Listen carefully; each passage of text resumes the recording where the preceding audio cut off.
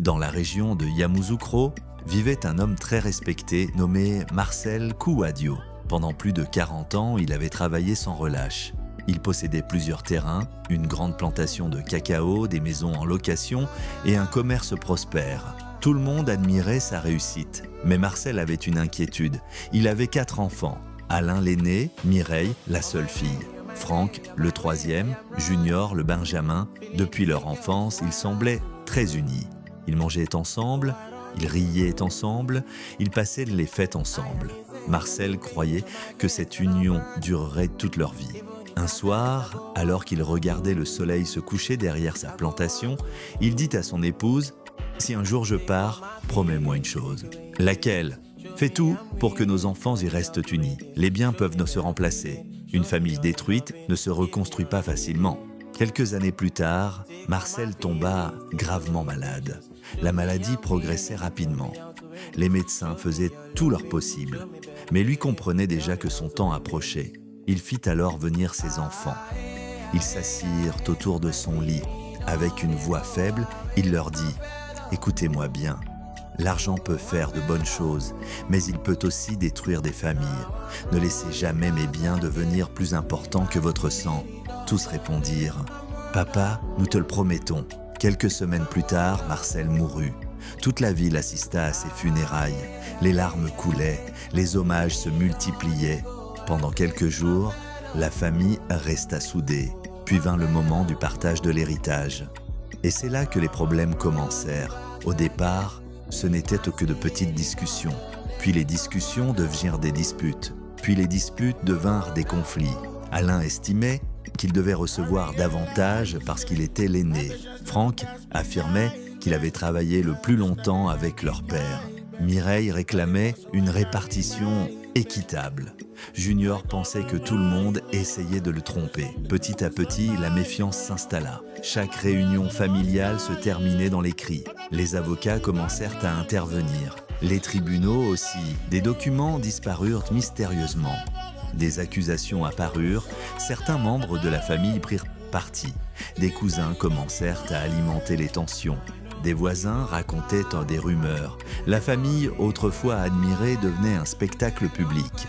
Mais ce n'était que le début. Un jour, Alain découvrit que certains terrains avaient été discrètement transférés à un autre nom. Une enquête commença. Très vite, des soupçons apparurent. Quelqu'un au sein même de la famille avait participé à une manœuvre pour s'approprier une partie de l'héritage. La confiance explosa. Les frères cessèrent totalement de se parler. Les anniversaires furent annulés. Les fêtes familiales disparurent. Les enfants des frères grandissaient sans se connaître. Pendant ce temps, les biens de Marcel commençaient à se dégrader. La plantation n'était plus entretenue. Les maisons restaient de vides. Le commerce perdait des clients. L'héritage qui devait enrichir la famille devenait progressivement une source de ruine. Un soir, l'ancien comptable de Marcel demanda à rencontrer les enfants. Ils acceptèrent avec réticence. Le vieil homme arriva avec plusieurs cartons remplis de documents. Puis il leur remit une lettre. Une lettre écrite de la main de leur père quelques mois avant sa mort. Le silence s'installa. Alain ouvrit l'enveloppe. La lettre disait « Si vous lisez ceci, c'est probablement que je ne suis plus là. J'ai travaillé toute ma vie pour vous laisser quelque chose, mais le véritable héritage n'est ni une maison, ni un terrain, ni un compte bancaire. Le véritable héritage est votre unité. Si vous vous détruisez pour obtenir mes biens, alors j'aurai échoué comme père. Car un jour, l'argent disparaîtra. Les maisons s'écrouleront, les voitures rouilleront. Mais une famille unie peut reconstruire tout ce qu'elle perd. Une famille divisée finit toujours par tout perdre. » Lorsque la lecture prit fin, personne ne parla. Les visages étaient remplis d'émotions. Pour la première fois depuis longtemps, chacun réalisa l'ampleur des dégâts.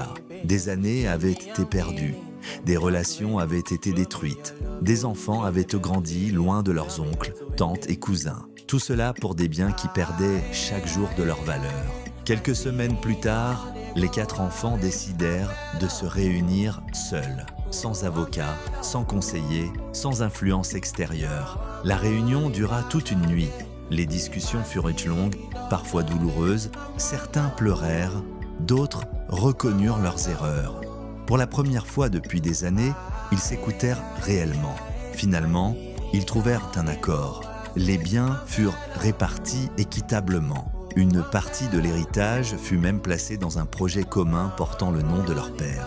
Petit à petit, les blessures commencèrent à guérir. Les fêtes familiales reprirent. Les cousins apprirent à se connaître. Les appels redevinrent fréquents. Les sourires réapparurent. Des années plus tard, lorsque les habitants de la région parlaient de Marcel Kouadio, ils ne parlaient plus seulement de sa richesse. Ils parlaient surtout de la leçon que son histoire avait laissée. L'héritage le plus précieux n'est pas ce qu'un parent laisse dans une banque, c'est ce qu'il laisse dans le cœur de ses enfants.